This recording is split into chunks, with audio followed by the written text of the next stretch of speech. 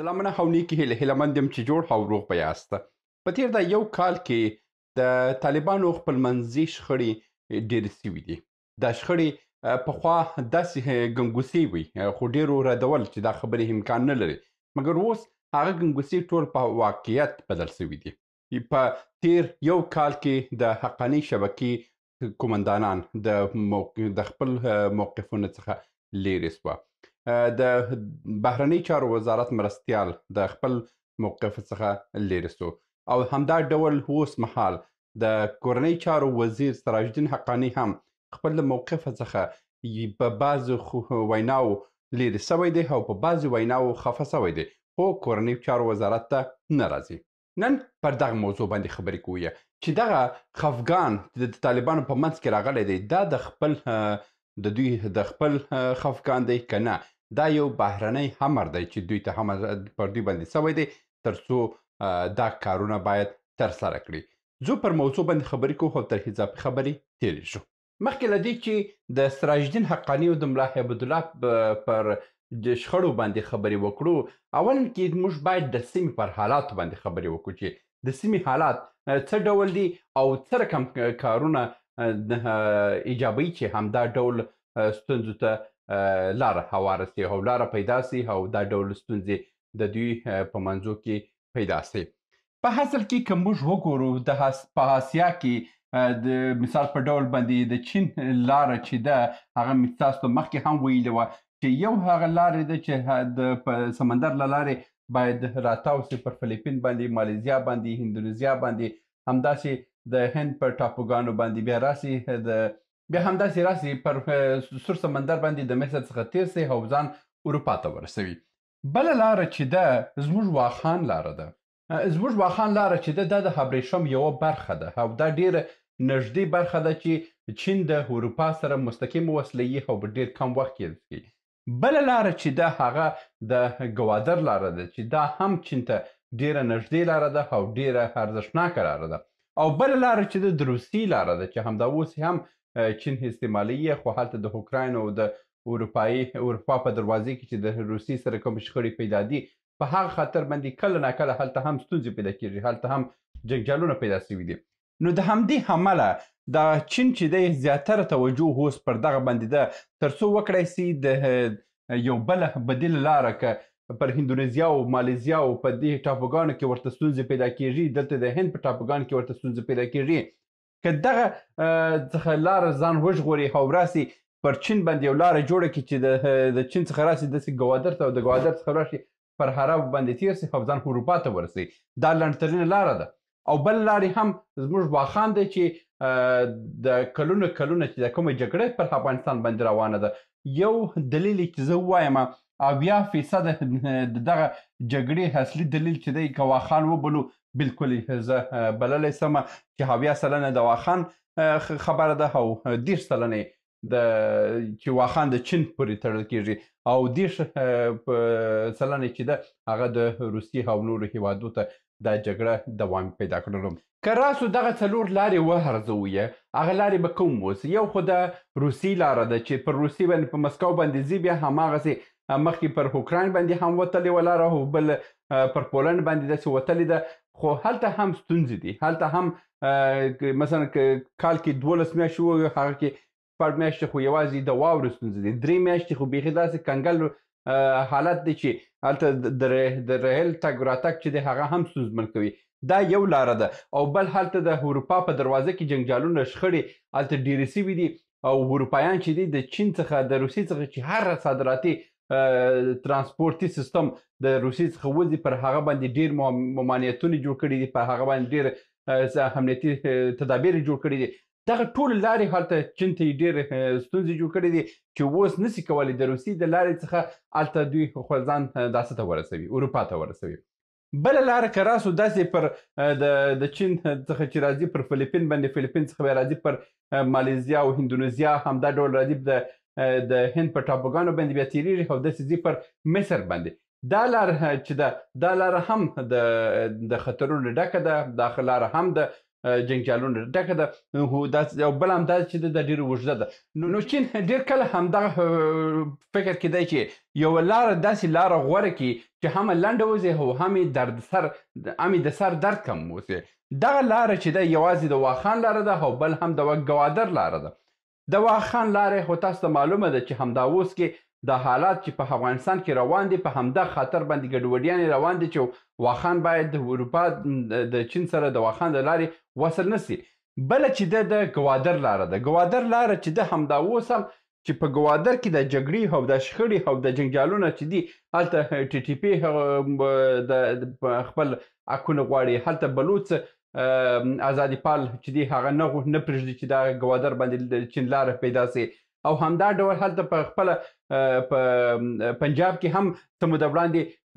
د یو تحریک پیدا شوی چې د زیاتره خلکو هم دا ویل چې دا د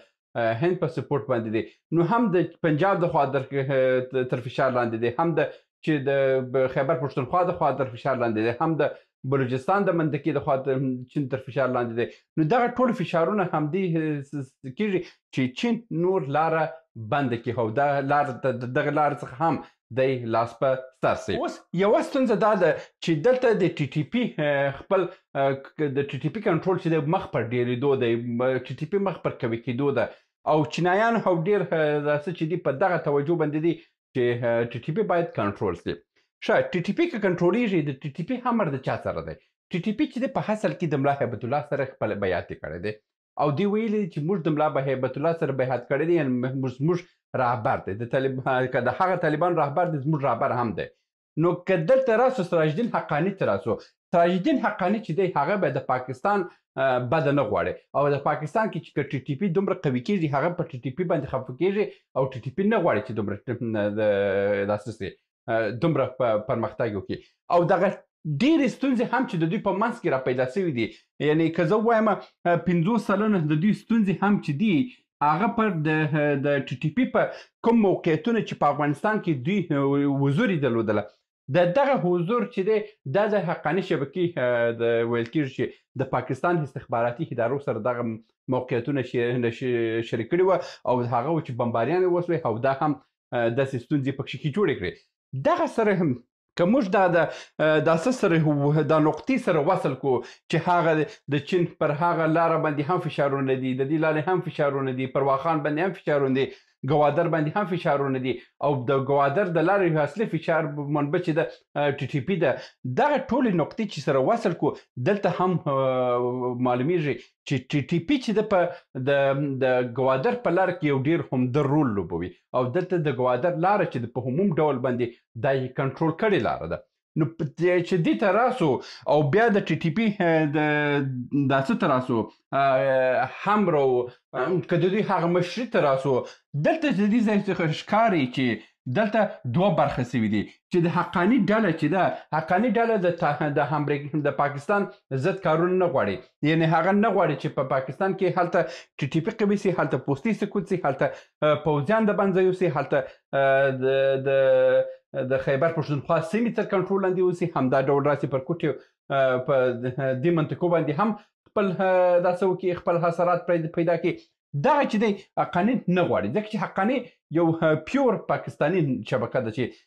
ډېرتره پاکستانیان هم همدا وایي چې حقاني شبکه چې ده حتی تر حکمتیار هم موږ ته ډېره وفاداره ده یعنې تاسو داسې فکر وکړئ چې حکمتیار چې په ټول د تاریخ کې موږ حتی د پاکستان وفاداره یو سپی ګڼلو دی وایي چې هغه تر دې هم وفادار دی زیاتره دې ته ښکاري چې دا یو پیور پاکستاني پلو شبکه ده او دا شبکه چې د کندهار ډله چې ده دا چې ده دا یو نړیوال سپورټ لري نړیوال سپورټ هماغه دی چې د مخکې مې تاسو ته وویل چې د قطر د خوا د عربستان د خوا او د امارات د خوا د امریکا د خوا دا ټول خوا سپورټېږي او دوی ته د امر ورکول کېږي چې ټي ټي پي باید تاسو سپورټ کړئ او د هغه اوس هم پاکستان چې چغې پغې وایي چې دا څه وسلې ټي ټي پي ته په لاس ورغلي دي نو دوی هم په همدغه ویرې کې دي چې ورځ تر بلې پر خیبر پښتونخوا باندې په هغه سیمو کې د پاکستان فوز قدرت مخ پر لنډېدو دی، ورځ تر بلې پوستې سقوط کېږي، ورځ تر بلې هلته جنګونه ګرمېږي او دا جګړه که ګرمېږي د دې جګړې ګرموالی همدغه دی چې پر ګوادر باندې 100% اثر پرېږدي او چې خیبر پښتونخوا سیمه دا څه سوه نه هم نه سوه مستقیمه دا څه ته ځي ګلګت بلتستان هم تر کنټرول لاندې راځي. یعنې ګلګت بلتستان چې دی کنټرول کېږي په خیبر پښتونخوا باندې او که خیبر پښتونخوا د پاکستان تر کنټرول لاندې ولاړه ګلګت بلتستان ډېر ژر د دوی تر کنټروله وځي ځکه چې هلته یو کشمیر پروت دی. کشمیر هم چې دی هغه د هندوستان چې دی خپل ټول حصارات هلته لري او هلته خپل قدرتونه لري، هلته خپل واک لري. نو د همدې امله داسې ویل کېږي پاکستان ورځ تر بلې تر فشار لاندې دی، ورځ تر بلې به جنګونه هلته ډېر شدت واخلي او هلته ورځ تر بلې به دا څه ډېر سي، د پوستي سقوط ډېر سي، د پوځیانو وژل به ډېر سي او هلته به د امنیتي حالت به ډېر دومره تریخ سي چې حتی د اسلام آباد کې به هم دا خبره د تاسو یاد وسي، اسلام آباد کې به هم شاید راتلونکي یو کال کې په منځ کې هلته به هم انفجارونه وسي، هلته به هم حالات ډېر خراب سي لکه څنګه چې په کابل کې حالات خراب سي وه، شاید په نږدې راتلونکي کې یا یو کال په اوږدو کې شاید په اسلام آباد کې هم دا کړکېچونه را پیدا سي. نو د همدغه کړکېچو له امله د دې ښکاري چې حقاني شبکه به لا هم مخ پر ضعیفېدو وسي او لا به قدرت کم سي او لا به هم دی به انزوا ته ځي او دغه څو نقطې چې تاسو یاد کړئ که تاسو دغه نقطې سره وصل کړئ او خپل د ځانه سره هم تاسو دغه فکر وکړئ نو تاسو په دې باندې پوهیږئ چې حالات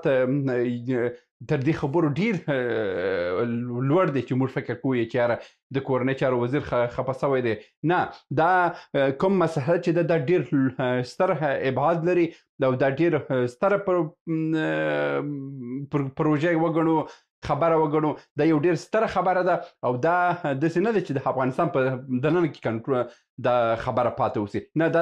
دا به د آسیا په سطح باندې چې کوم حالات روان دي د حالات د آسیا حالاتو په همدغه باندې اثر کړی دی او دغه شخړې لا توده کړې ده او ورځ تر بلې به حقاني شبکه نور هم ضعیفه سي. دا و د نن ورځې موضوع هیله مند یم چې په دې کې مو ډېر ښه موضوعات پیدا کړي اوسئ. دا مې داسې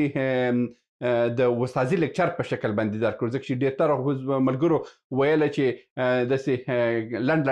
معلومات راکوي او موږ سره نه په خلاصي. دا ځل چې مې دی نو هغه د درس په شکل باندې ټولو تاسو ته تشریح کړه او تاسو به سره انشاءالله چې په ډېر موضوعاتو خلاصې اوسئ. دا و د نن ورځې موضوع هیله مند یم چې یو څه مو ترلاسه کړي اوسئ. تر بیا په الله سپارم. ښې چارې. سلامونه.